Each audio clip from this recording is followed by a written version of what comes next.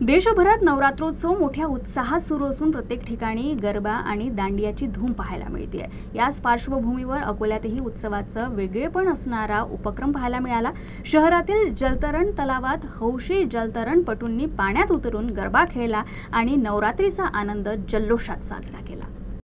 पारंपरिक दांडिया हाती घेत जलक्रीडा आणि पारंपरिक नृत्याचा संगम घडवून आणला। पाण्यात थिरकताना वाजणाऱ्या पारंपरिक गरब्याच्या तालावर त्यांनी खास अंदाजात दांडियाचा आनंद लुटला। त्यामुळे तलाव परिसरात वेगळाच जल्लोष अनुभवायला मिळाला। सामान्यतः मैदानावर, मंडपात किंवा मोकळ्या जागेत गरबा साजरा केला जातो, परंतु अकोल्यातील या अनोख्या जलगरब्यामुळे नागरिकांना एक वेगळाच अनुभव मिळाला। उपस्थित प्रेक्षकांनीही या उपक्रमाचं कौतुक केलं। नवरात्रीत देवीच्या भजन, कीर्तन आणि पारंपरिक नृत्याचं सांस्कृतिक दर्शन घडतंच, मात्र अकोल्यातील या हौशी जलतरणपटूंनी नवरात्रीतील उत्सवाला नवा रंग दिला। पाण्यात खेळलेला हा गरबा शहरवासियांसाठी विशेष आकर्षण ठरलाय।